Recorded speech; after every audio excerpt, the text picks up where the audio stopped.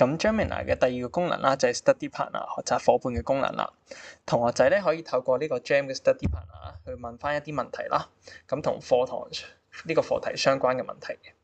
咁而老師嘅工作好簡單嘅啫，咁就只需要上傳翻嗰個課題相關內容啦，或者問題目嘅 PDF 啦，咁就唔使打任何提示詞噶啦。咁因為咧本身 Gem Study Partner 入邊咧已經預設咗啲提示詞啦，咁佢係一個咧好似蘇格拉底咁啦，同埋一個好鼓勵性嘅一個 tutor 嚟嘅。咁咧佢會咧去鼓勵啦，同埋引導同學仔咧去思考翻、去學習翻呢個課題嘅知識嘅。咁以往咧，老師都好驚同學仔用 AI 咧，就係因為啦，同學仔咧會過分依賴 AI 啦，咁佢叫 AI 咧俾一啲答案咧去抄襲嘅。咁而呢個 Gem 嘅 Study Partner 咧有個好處咧，就係佢設定到咧呢個 AI 咧唔會直接俾答案同學仔嘅。咁例如下面呢個例子啦，佢俾咗條問題我唔識答，咁咧我想佢直接俾答案我喎，咁但係咧佢都會堅持啦，唔俾答案我嘅。咁佢會慢慢咧引導去思考啦，由最簡單嘅一啲部分啦，或者去將條題目拆細啦，咁另外咧可以一步一步咧慢慢咧去揾出呢個答案嘅。咁咧以下咧就係一個 Gem Study Partner 啦，引導同學仔思考出答案嘅例子啦。咁例如呢條數學啦，咁佢俾呢條題目嘅時候咧，咁咧佢會引導我啦，將題目拆細先。咁首先處理咗上面嘅部分，咁 OK 咗啦，之後先處理其他嘅部分。咁例如呢條英文嘅題目啦，佢會幫我了解唔同時態嘅運用，咁佢就會問下我啦，呢兩句時態究竟邊一個對而家咧仍然有持續嘅影響嘅？咁咧而咁我哋就需要用嗰一個時態啦。咁而呢一條科學科嘅運用啦，咁佢就會問下我啦，叫我提翻個書本啦，究竟尿道仲連接緊邊個器官咧？咁我哋就會諗到啦，咁究竟邊種液體咧都會係經過尿道去排出嘅。咁而呢個 Gem 嘅 Study Partner 咧，亦都會回應翻學生嘅一啲個人嘅需要啦、學習需要啦。咁例如啦，如果譬如 DSE 嘅題目做過晒啦喎，咁咧叫佢俾啲新嘅題目我，佢都可以做到嘅。佢可以參考翻 DSE 嘅題目啦，去生成翻相似嘅題目俾我哋去試下做嘅。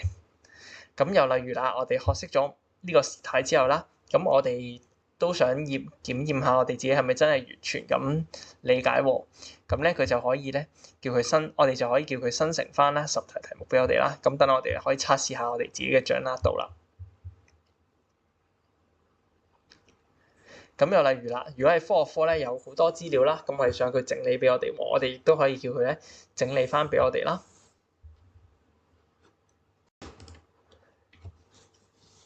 同時間咧，仲有一個好處嘅就係咧，佢可以上傳翻圖片嘅。咁有時我哋數學科做完一啲題目嘅時候咧，可以直接影相俾呢個 AI 啦，咁佢就會幫我哋 check 埋答案，揾下有冇邊個部分做錯添。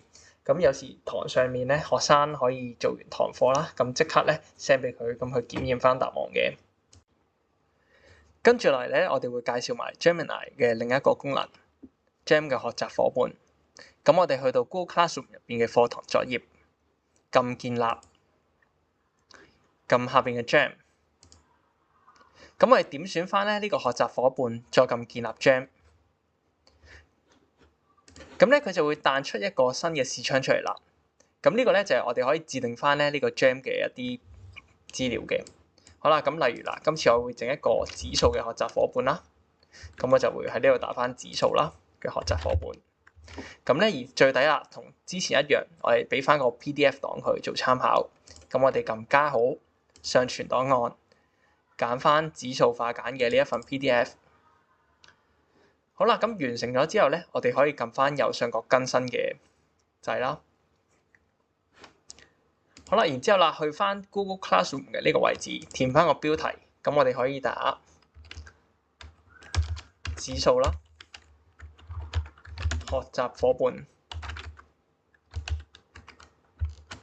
好啦，最後撳張貼。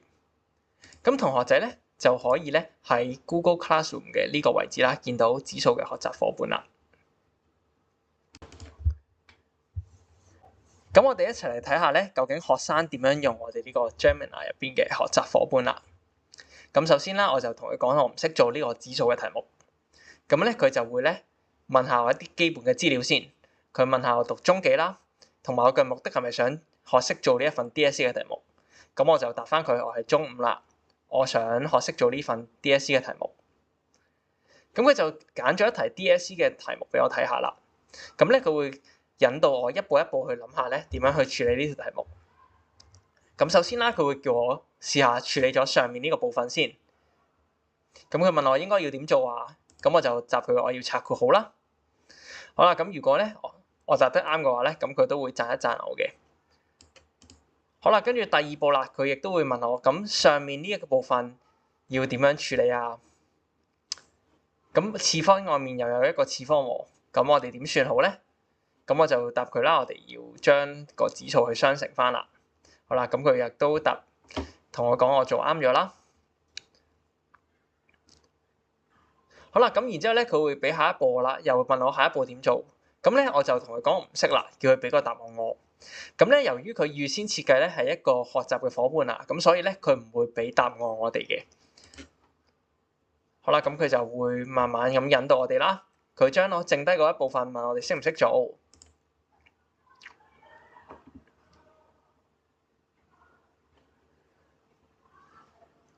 好啦，咁我答咗佢下一步之後啦，咁佢亦都會再引導我去做下一步啦。咁我最終咧，亦都俾咗一個錯嘅答案佢啦。咁佢就會引導我諗下啦。原來咧呢兩個相乘嘅時候咧，咁就唔係將個指數相乘喎，咁而係將個指數相加喎。咁佢會咧從呢個概念上啦，去引導我哋去諗翻咧，究竟點樣去處理呢個題目嘅。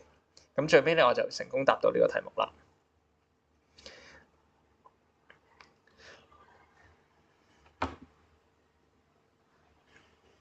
好啦，咁喺佢一步一步嘅引導之下啦，咁我就完成到呢條題目啦。好啦，咁完成到呢條題目之後咧，咁佢就會好快咁樣咧幫我做翻一個 summary。咁咧同我講翻究竟做啱啱嗰條題目嘅時候有啲咩步驟要做啦。第一步要拆括號啦，處理咗 A 啦，處理 B 啦，最後咧將負嘅指數變翻正嘅指數。好啦，完成咗之後啦，佢亦都會再俾啲新嘅題目我啦。咁我嘗試咧去俾一張圖片佢。咁我哋學生咧去用呢啲 AI 嘅時候咧，佢亦都可以咧去用手啦做翻呢啲題目，再 upload 翻俾呢個 AI 去處理翻嘅。好啦，咁我睇呢個題目嘅時候，做呢條題嘅時候咧，特登做錯咗一個部分。